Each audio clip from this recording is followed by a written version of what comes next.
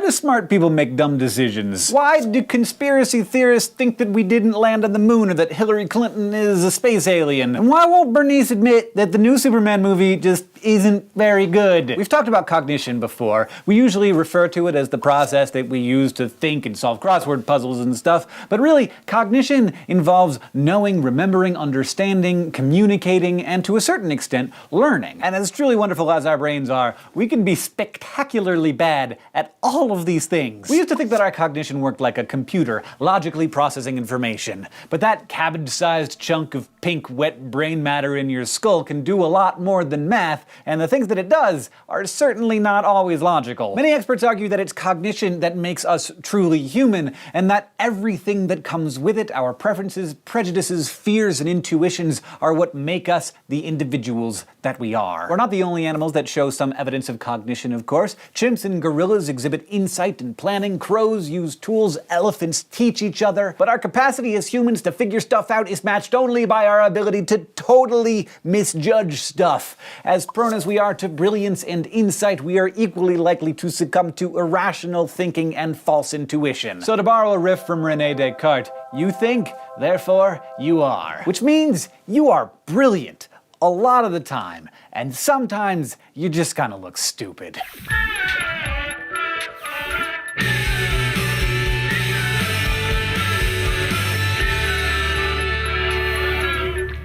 We all want to make sense of the world, and one of the major ways our cognition allows us to do that is by forming concepts, mental groupings of similar objects, people, ideas, or events. We like to lump things together. Concepts simplify our thinking in such a fundamental way that we usually don't have to stop and think about using them, they're just there. And yet, without concepts, we'd need a unique name for everything. You couldn't just ask me to shake the anglerfish because there'd be no concept of shake or fish, let alone stuffed blue anglerfish. And if I told you that I was devastated that I lost my anglerfish, which I probably would be, I'd also have to explain my emotions, their intensities, even the words themselves that I had to use. So basically, without concepts, no one would ever get anything done. We'd all be like a bunch of ants taking all morning to say, hey, what's up? We often organize our concepts by forming prototypes, mental images, or pinnacle examples of a certain thing. For example, if I say bird, the general shape of a songbird probably pops into your head before like a penguin or a chicken or an emu, because robins and cardinals more closely resemble our bird prototype. Still, if I show you a picture of some crazy creature you've never seen before, and you note that it has feathers and a beak, you probably file it under the bird category, because it more closely resembles your concept of bird than your concept of rodent or overcoat or footstool. Concepts and prototypes speed up our thinking, but they also can box our thinking in and lead to prejudice if we see something that doesn't fit our prototypes. 100 years ago, the sight of a female doctor might have caused some heads to explode because in people's tiny minds, the prototypes of doctor and women didn't have any overlap. And actually, some people today still feel that way. Haters gonna hate. So it's important to actively keep your mind open to make room for evolving concepts, and remember that concepts may sometimes hurt as much as they help. One of the biggest ways our cognition works to our benefit, though, is through our ability to solve problems. We use our problem-solving skills all the time. How to assemble Scandinavian furniture, bake muffins with a missing ingredient, or handle the crushing disappointment of the new Superman movie. And we approach problem-solving in different ways. Sometimes we value speed, other times accuracy. Some problems we figure out using trial and error. You try something and if it doesn't work, you try it a different way and you keep at it until something works. Trial and error is slow and deliberate, which may be good or bad depending on the problem. We can also use algorithms and heuristics to come up with some solutions. Algorithms are logical, methodical, step-by-step procedures that guarantee an eventual solution, though they may be slow to work through. Heuristics, on the other hand, are more like mental shortcuts, simple strategies that allow us to solve problems faster, although they're more error-prone than algorithms. Say you're at a grocery store looking for a family-sized bottle of sriracha. You could use an algorithm and methodically check every shelf and aisle in the store, or you could use heuristics and first search the Asian or condiment sections, the places that make the most sense based on what you already know. Heuristics may be way faster, but the algorithmic approach guarantees you won't overlook the sauce along the way because they stuck it in the deli or whatever dumb thing they did this week. So algorithms, heuristics, and trial and error are problem-solving strategies that involve a plan of attack. back. But sometimes we get lucky while puzzling out a problem and aha, out of nowhere, sudden flash of insight that solves the problem.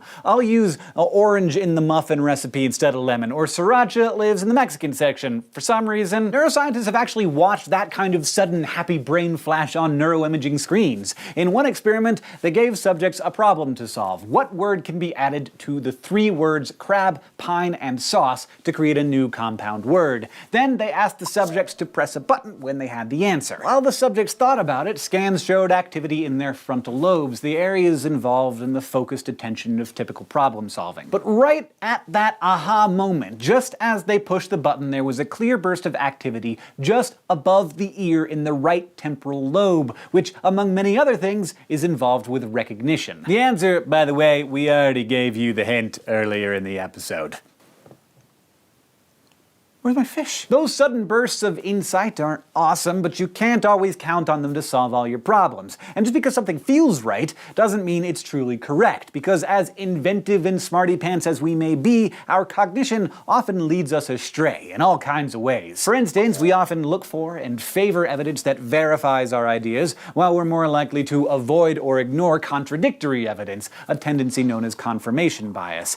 This is really similar to the overconfidence we've talked about when you're basically more confident than you are correct. When this kind of cognitive bias takes hold, you might cling to your initial conceptions in a kind of belief perseverance, even in the face of clear proof to the contrary. This happens all the time, and it can be maddening for people watching it happen.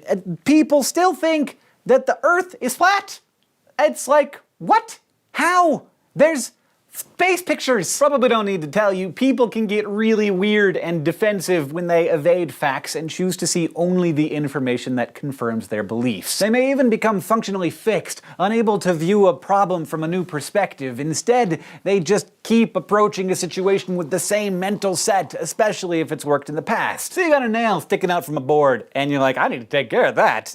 There's rocks and bricks all around you, but because of your functional fixedness on the idea that only hammers work on nails, you don't even consider hitting it with the brick, and instead you waste a bunch of time looking for the hammer in your garage, and you're angry and frustrated, and there's still a nail sticking up from the board. So our mental set predisposes how we think, just as you'll remember that our perceptual set predisposes how we perceive. This is what makes heuristics, those super convenient mental shortcuts that we all use, so easily fallible. In the 1970s, cognitive psychologists Amos Tversky and Daniel Kahneman researched how we make snap judgments and discovered one way smart people make dumb decisions. They found that people believe an event will be more likely to occur if they can conjure up examples or memories of it, especially if those examples are particularly vivid, scary, or awesome. So say you're in a casino and you win $2 at a slot machine. Suddenly, every flashing light and ringing bell in the place goes off, but when you lose, which is the vast majority of the time, it's just crickets. With all their lights and noise making, the casino makes sure that wins are super vivid and memorable, while losses just go away unacknowledged.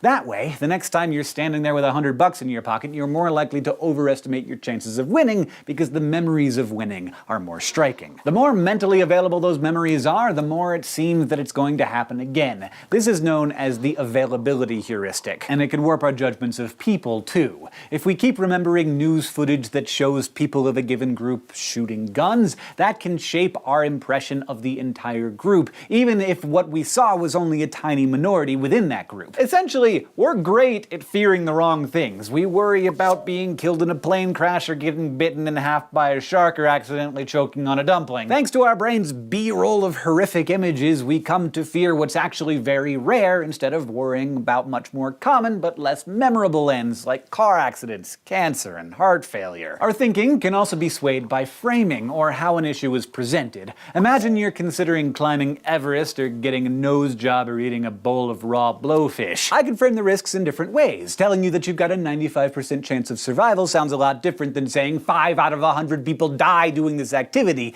though the information is the same. Our cognitive minds are capable of incredible intellectual feats and tremendous failures. We can solve problems better than any organism on the planet, but given the chance, we can also mess up a pretty simple judgment every day of the week. But if we're mindful of our capacity for error, and if we honor our ingenuity and intellect, I think our ability to solve any problem is nearly infinite, and that gives me a lot of hope. Seriously though, where is my fish? Today, you learned how we use concepts, prototypes, and our mental sets to think and communicate, and how algorithms, heuristics, and insight help us solve problems. You also learned about how fixation, the availability heuristic, fear, overconfidence, and belief perseverance can get in the way of good decision making and thinking. Thank you for watching, especially to our Subbable subscribers who make this whole channel possible. If you'd like to sponsor an episode of Crash Course, get a special laptop decal, or even be animated into an upcoming episode, just go to subbable.com/crashcourse. This episode was written by Kathleen Yale, edited by Blake T. and our consultant is Dr. Ranjit Bhagwat.